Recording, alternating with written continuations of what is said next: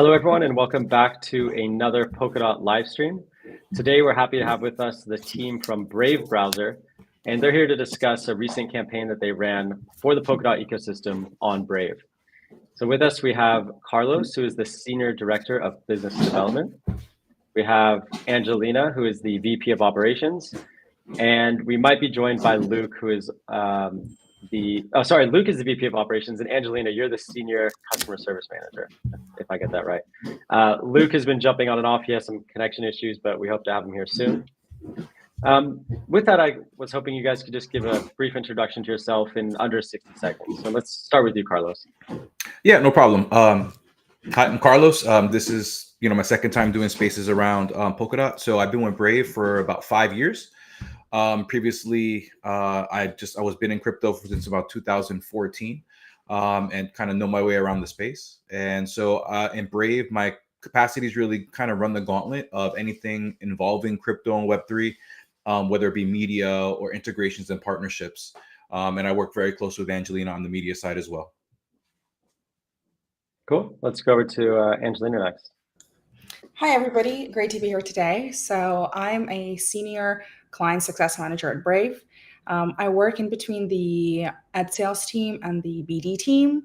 On the ad sales team, I do focus primarily on Web3 and crypto campaigns, so activating all three ad formats. I've been with Brave for 4 years now, and my introduction to crypto began in 2017 with that cycle, but still here all these years later.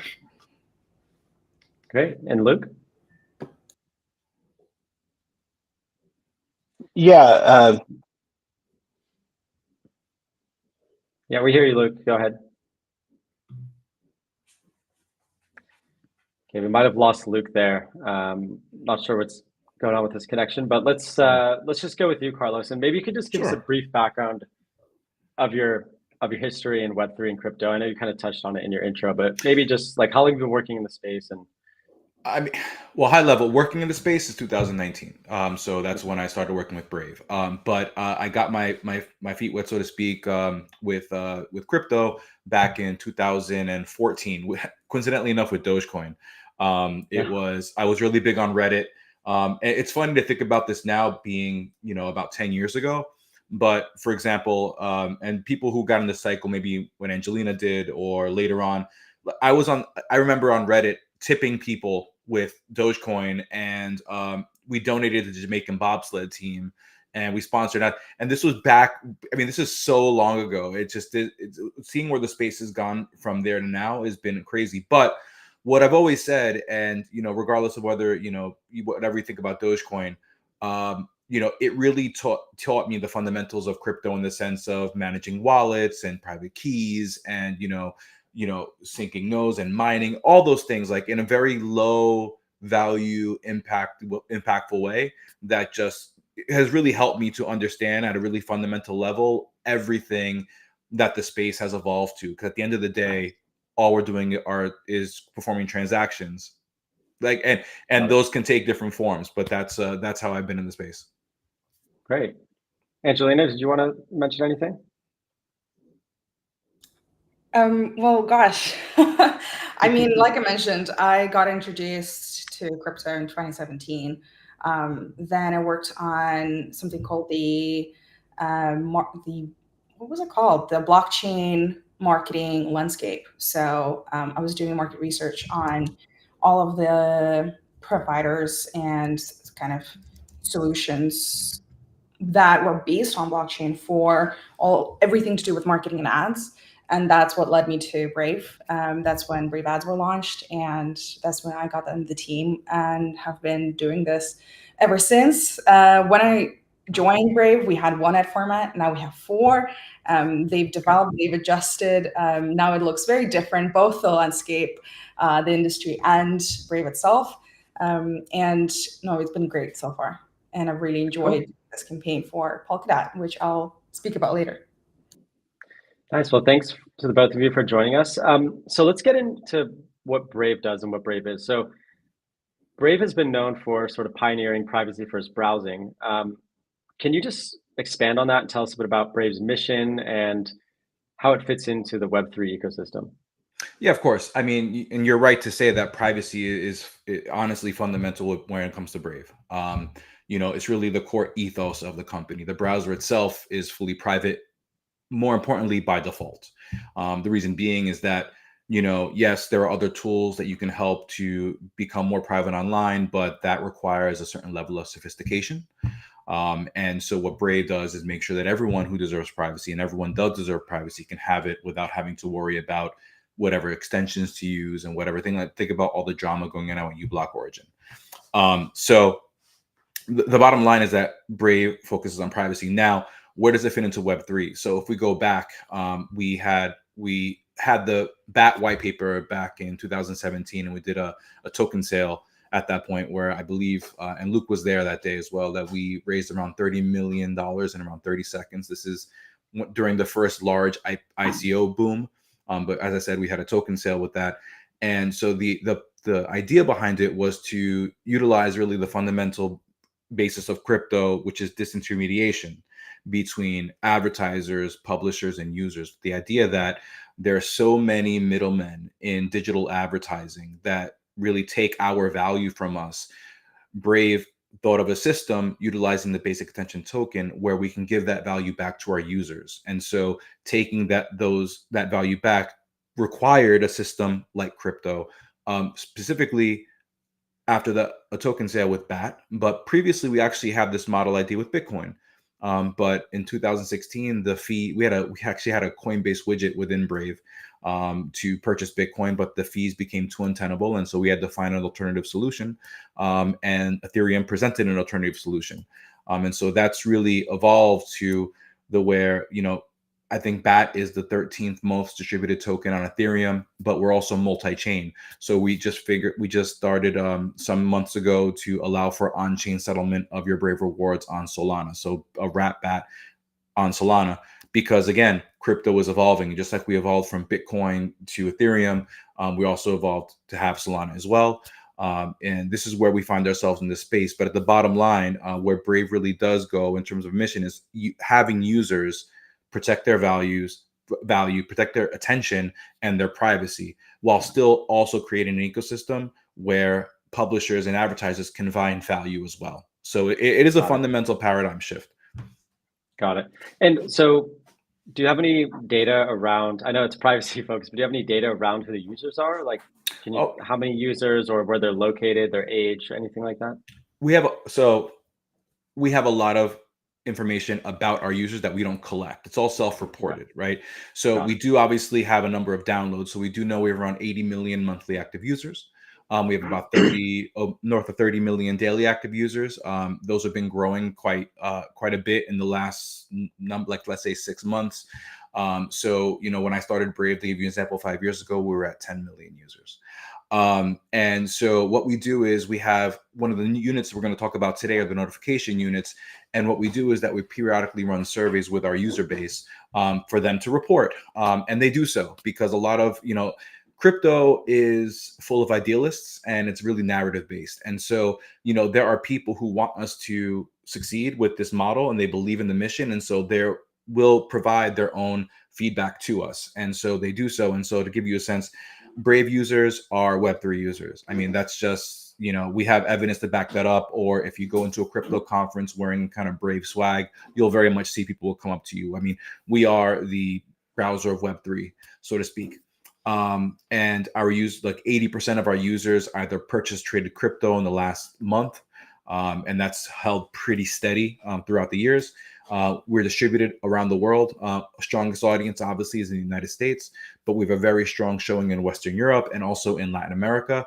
Asia is quite represented. We actually have a full team in Japan who deals with that because of regulatory stuff, but India is quite large as well. So we really do have a global audience, multilingual global audience, with the common thread among them is their dedication and their love of Web3 and crypto.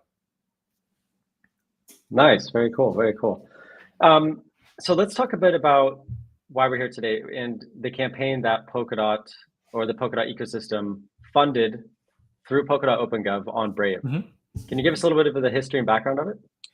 Yeah. So, I mean, overall, I admire the push that was done to kind of decentralize the marketing strategy because again, crypto at its core is a new way for us to organize, right, groups of people and to kind of go forward with goals in mind. And so I became aware of OpenGov through my perusing and looking at crypto news and seeing what was going on. And so we saw the ability to have a proposal.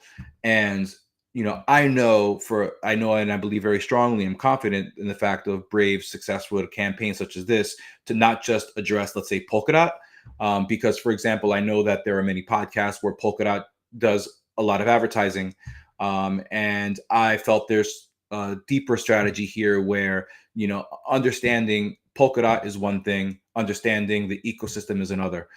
So what we did was we created a campaign that really focused on not only Polkadot, but its ecosystem partners. And so I created a proposal in OpenGov.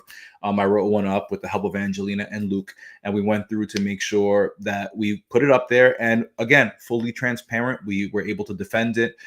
We did so. We were able to answer any questions or concerns. And, we've passed with a 97% approval rate, which is, apparently quite high. So we were happy to do so. Again, Brave's nothing to hide. We're about transparency. And so to have this exercise of doing a marketing campaign out in the open was quite, let's say, beneficial to us, but also something that we were looking forward to trying and doing. Okay, great. And so tell us a bit about what the proposal, what was entailed in the proposal. Like what were you guys aiming to do? What were some of the projects in the ecosystem that you worked with? Yeah.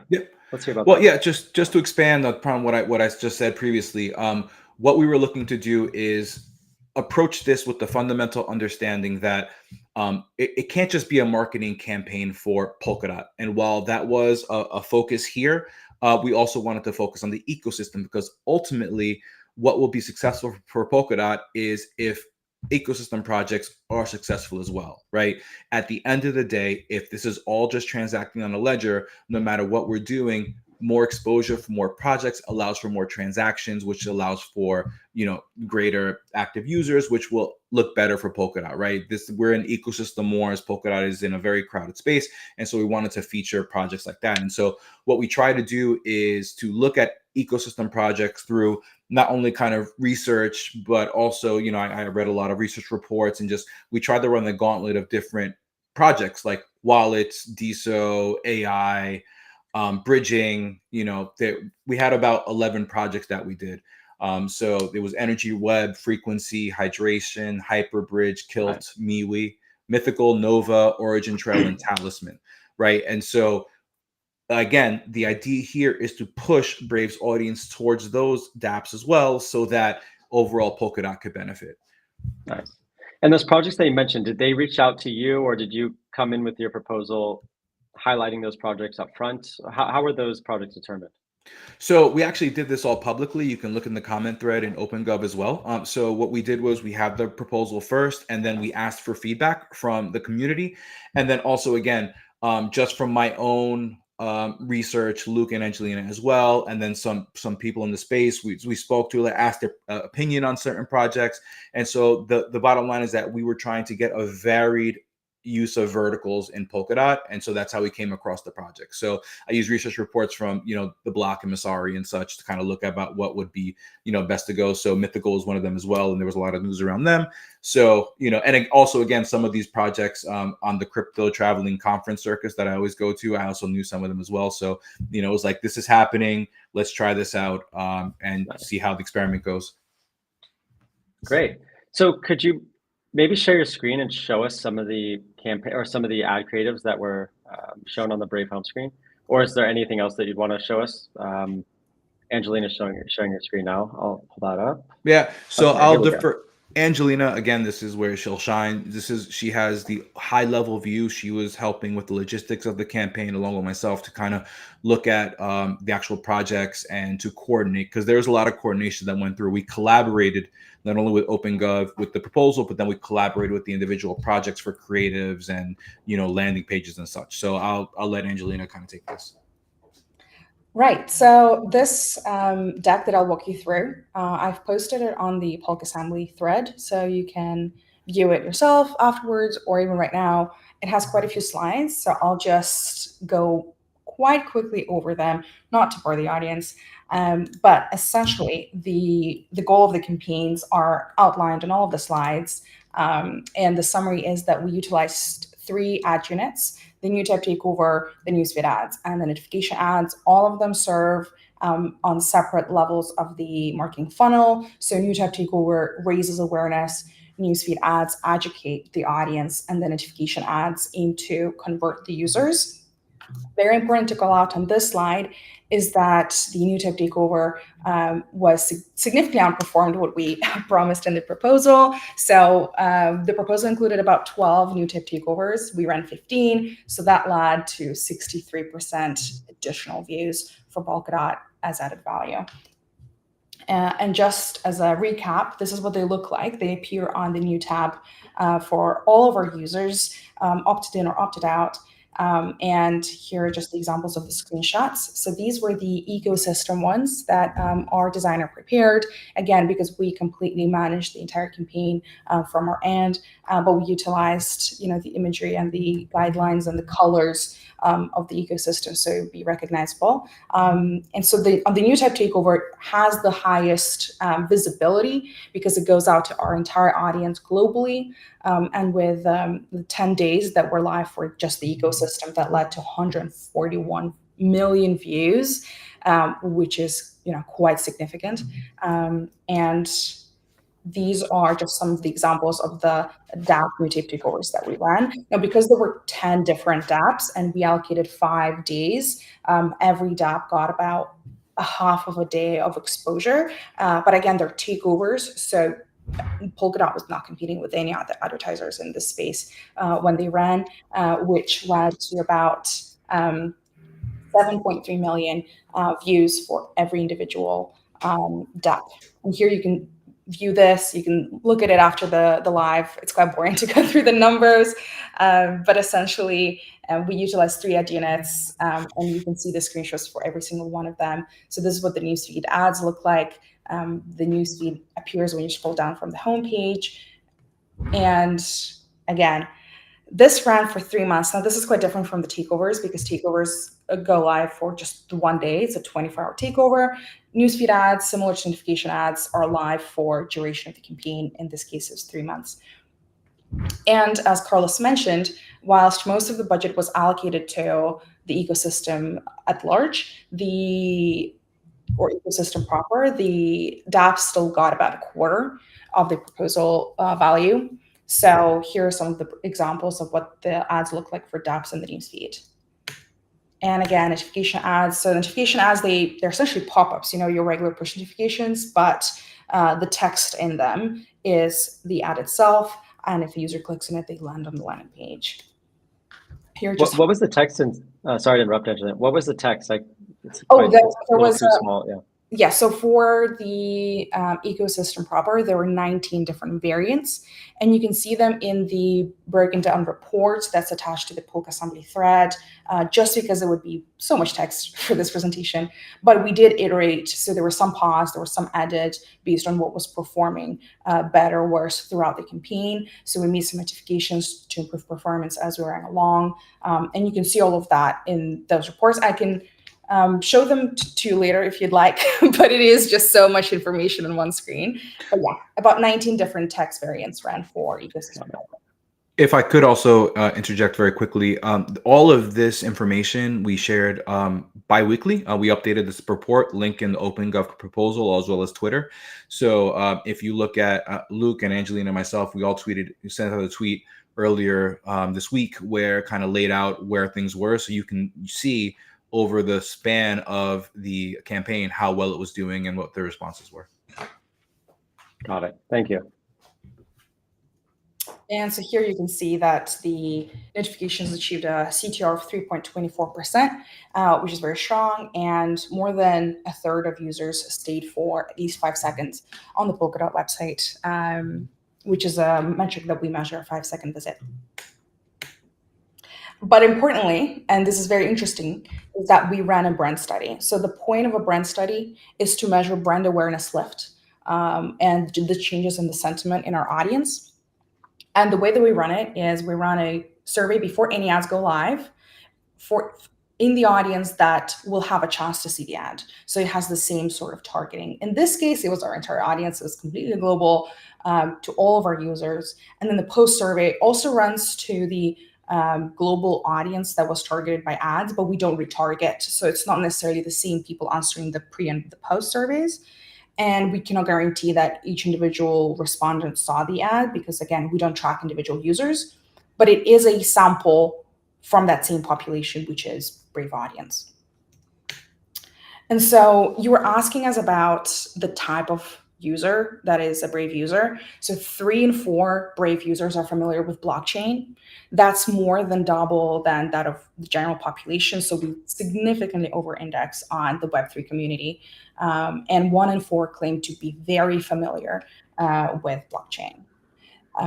This is an important slide too, that over half of Brave users engage with blockchain monthly.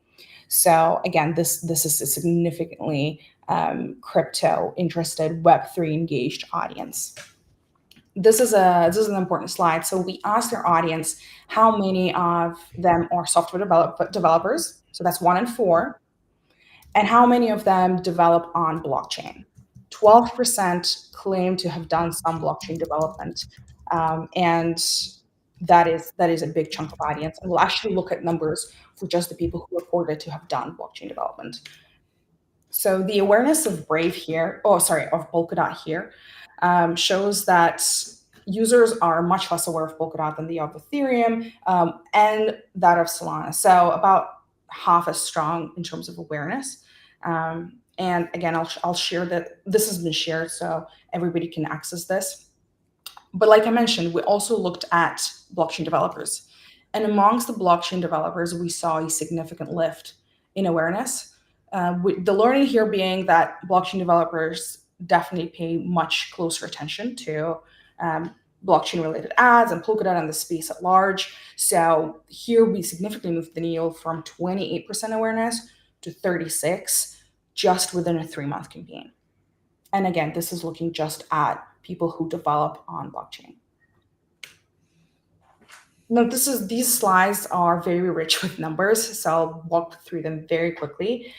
3 to 4 Brave users are at least somewhat likely to participate in Polkadot projects, so there's definitely a high interest amongst the audience. And this is exactly the type of people that we're trying to target. Looking at the blockchain developers, again, we moved the needle from 15% to 18%, which is essentially a 17% increase in likelihood to participate. Here are the figures for the individual projects. So collectively, dApps got about a quarter of the budget allocated, but since there were 10 projects, you can think of it as 1/40th of the budget per project. So not very heavy lifting here. However, we did see significant changes across the board for blockchain developers. So they were clearly paying attention, very engaged, and for some of the projects, we saw a 20 to 44% increase in familiarity. Lastly, ad recall. This is a very strong metric. So 1 in 2 Brave users claim to have seen a Polkadot ad on Brave. They recall seeing it. And 3 in 4 for blockchain developers. So again, much higher engagement and interest there. Of those 69% of those who viewed claim to have clicked on it. Now, that is not the same as click-through rate, of course. That's something that we measure. In this case, it's self-reported. And of all of the ads that they had a chance to see in the 3-month span. Importantly, only 8% of users recalled seeing a Polkadot elsewhere. So this is the space where they see the ad, because Brave blocks all other advertisement online. We do have an incremental audience for advertisers here, which is why you're seeing just an 8% recall for Polkadot ads outside of Brave. So the key findings were that half of Brave users use blockchain tech and applications monthly, and 1 in 4 daily. So it's an incredibly engaged audience who are in the space, who are part of this community. And the familiarity grew significantly amongst the developers pre and post campaign, with a 29% increase. And half of Brave users recalled seeing a Polkadot ad on Brave after this campaign. And here's just the summary of how the budget was allocated. And again, the new takeover significantly outperformed, meaning that 39% of the impressions that were delivered were completely added value, just because we decided to give Polkadot extra exposure on Brave. So if anybody has any questions, please feel free to drop in the comments. But that is essentially it for this presentation of the summary. Again, like I mentioned, it's in the Polk Assembly thread, so you can see it there, as well as all of the individual reports. Actually, I can show you where it is. So here on Polk Assembly, you'll find it here. And then you can go into individual reports to see what exactly ran. So I've been asked as what creatives ran for the ecosystem proper. You can see them here. Here are all the texts that were live. Maybe I should increase the size. Here we go. So you can see some of them were paused and added at different times, and the views and clicks and CTRs that each of them received. And when a user clicked on that ad, they would go to the Polkadot website?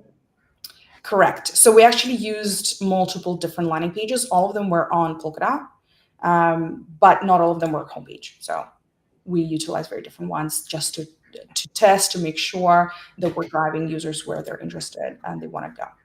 And we did have to update that because the Polkadot website was updated, I think, midway through our campaign. Right. And so we did make an update there as well, just to demonstrate how aware and how control we were with this.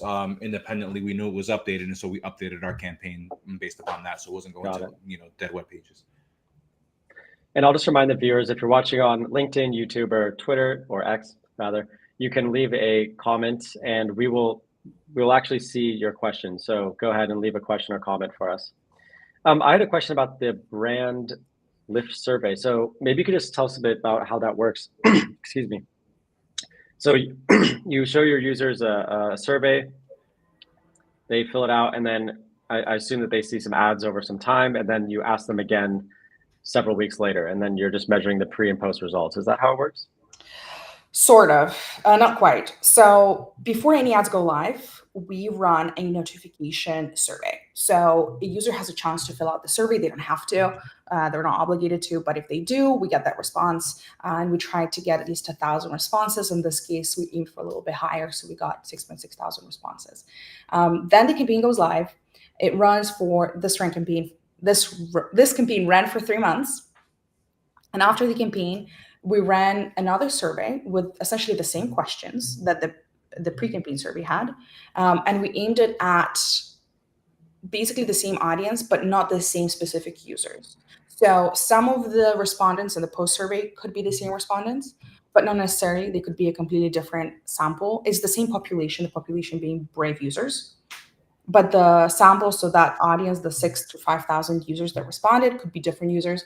And we cannot guarantee that they saw the ad because we don't retarget by, having seen the ad, but the users had a chance to see the ad. So they fell within that audience. But again, because we can't necessitate that 100% of users saw a Polkadot ad within 3 months, we cannot necessitate that all of these 5,000 respondents have seen a Polkadot ad, which is why we look at things like ad recall as well, which tells us how many users recalled seeing it. So 69% of those who viewed it on the ad recall clicking on it, and half of the users recall seeing the Polkadot ad. So about half recall seeing it. Doesn't necessarily mean only half saw, but this is how many recalled seeing it. Got it. Are there any learnings from this campaign that you notice, like a particular creative performed better than another, or anything with the copy or anything like that?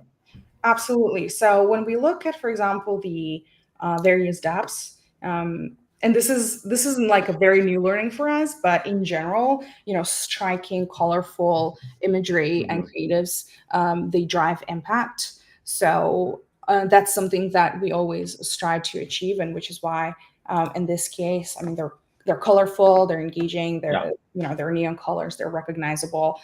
That's the goal. I would say that another important learning here that comes from the survey itself is the awareness of Polkadot compared to that of Ethereum and Solana. So that's something to take note of, considering that our audience significantly over indexes on crypto and Web3. Got it. And those creatives that you showed on the new tab takeover, are those provided by the projects or did your team create those? So these specific ones that were for dApps, they were provided by dApps themselves, most of them, and we slightly had to modify them a little bit with our designer. Our designer used the imagery from their websites if they weren't able to provide the creatives. So they were half provided by dApps, half sort of built by us using their brand stuff that exists in the world. And then when it came to the Polkadot proper, our designer completely made them for this campaign custom. Okay, great. Carlos, what were your takeaways from the campaign? No, so one of the couple big learnings. The first of which was, I think, were we to follow up on this, we may have look at fewer dApps, and because this initial campaign was focused a lot on Polkadot with dApps. Second, as you saw the list, there was a lot of dApps. Right. I might tease that down and maybe do 5 if I were to do like a similar campaign again.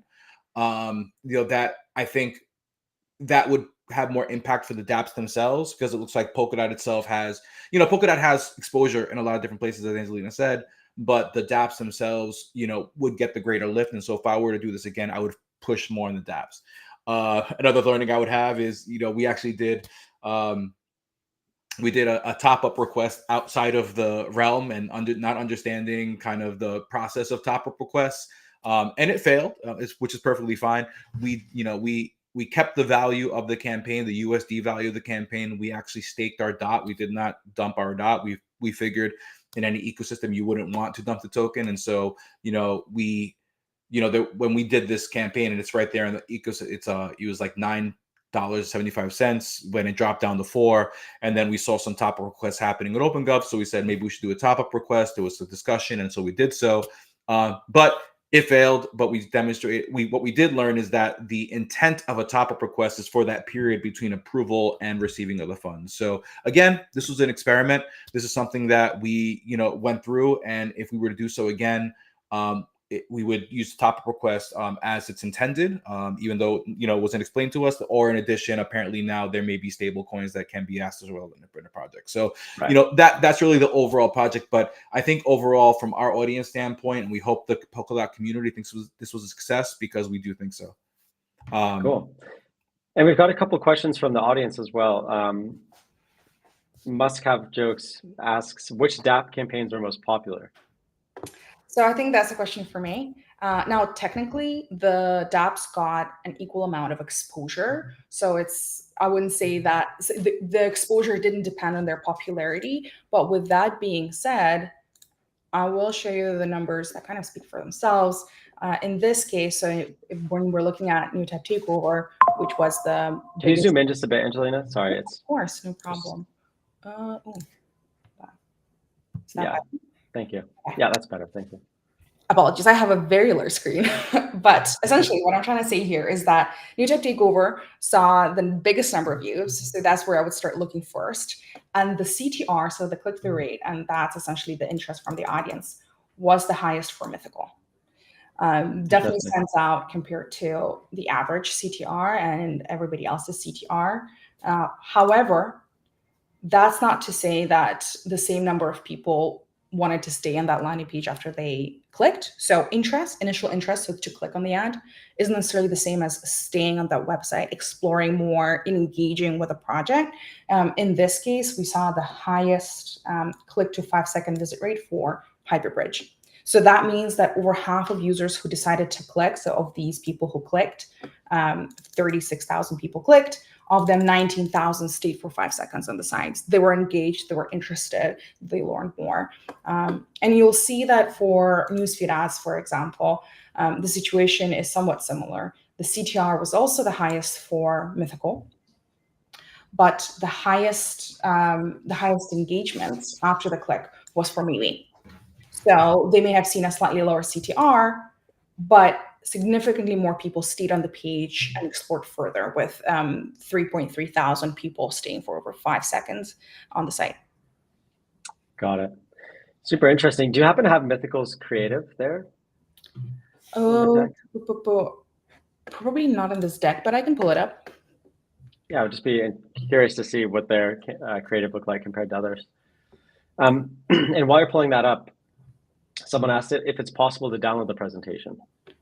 Yes. So if you go on Polk Assembly and you find our thread, which is the referenda 597, in that common thread, my last comment includes a link to this presentation. It's a G sheet, but you can download it in any other format that you prefer. Got it.